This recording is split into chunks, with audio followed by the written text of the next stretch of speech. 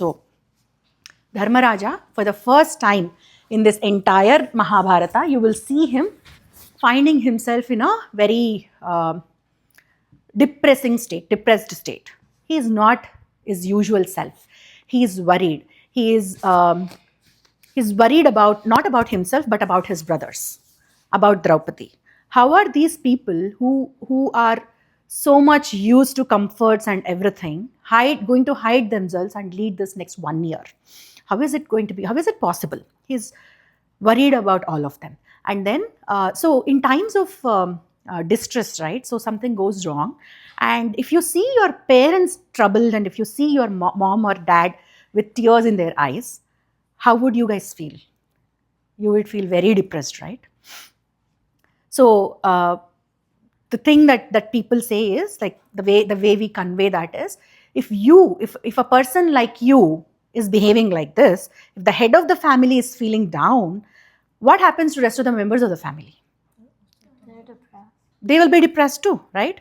So you have to be strong enough for your family to be strong enough, for your brothers and for your younger siblings or your wife or your children to feel strong enough. The head of the family should feel confident first. So Dhaumya also tells him the same thing. If you, who knows dharma, in and out of dharma, is feeling low, then who can support your brothers and Draupadi?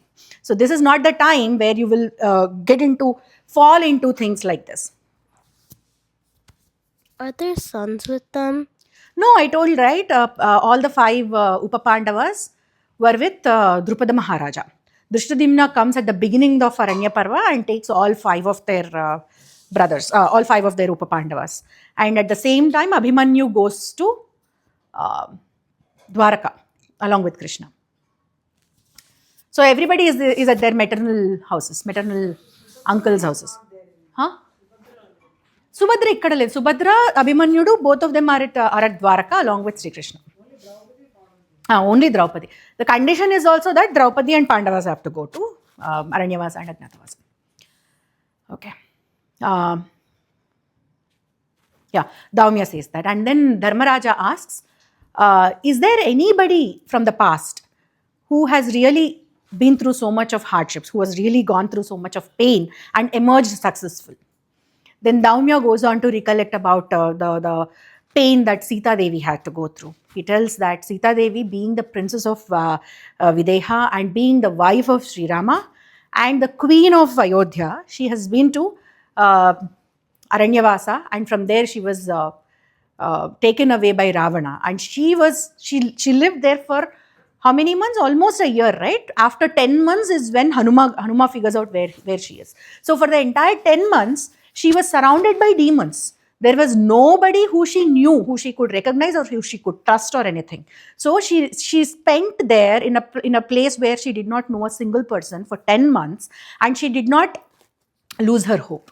She was so strong. Every time Ravana came and spoke to her in a harsh manner, and every time he came and said that, okay, Rama is never gonna make it, she stood up and she spoke, right? She gave him a fitting answer every single time. So she did not lose her hope. She did not lose her willpower. And you are surrounded by your own brothers. There she was surrounded by demons. And she was a female. She did not know warfare. She was not equipped with any kind of weapons or anything. But still she did not lose her willpower. Here you are surrounded by your own brothers. Wherever you are going together. Maybe you will act in such a way that you don't know each other and you're not brothers. But you know where your brothers are, where your wife is. And now you're talking like this. And then he gives examples of a lot of people who have gone through so much of pain in their lives. He talks about Vamana Avatara here. I'm not really going into Vamana Avatara because it will be, again, a story in itself. He talks about, during the Aranya Parva itself, they would have spoken about Harishchandra. Harishchandra is someone who goes through so much of pain. He loses his kingdom, he loses his wife, he loses his child also. And then he's a king, he's an emperor just like Dharmaraja. And he goes to a level where he is Kartika Parni. So according to Hindu culture, when a person dies, they will be burnt, right? They'll be cremated. They'll not be put into, when they won't dig up, they won't actually put them inside the ground. They actually cremate them. They actually burn them. So this guy Harishchandra becomes or takes up a job of guarding that particular graveyard. So he's a king. He was a king, and then he is reduced to this stage. So there is a backstory of that he recollects. I mean, that was narrated to Dharmaraja and everybody during the Aranyavasa.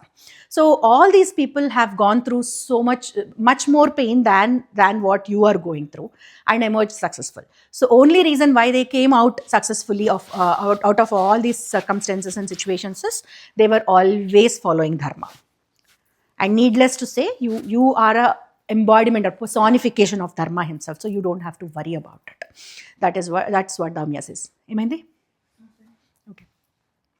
That's what Dhaumya says. And after so much of discussion with Dhaumya, Dharmaraja feels himself again. Dharmaraja gets a lot of courage, and he thanks Dhaumya for schooling him with appropriate examples and bringing him out of the depression.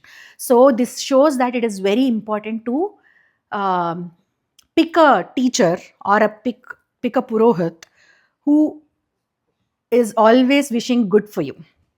So that is the it shows the role of Dhaumya, role of a teacher, role of a priest for the king.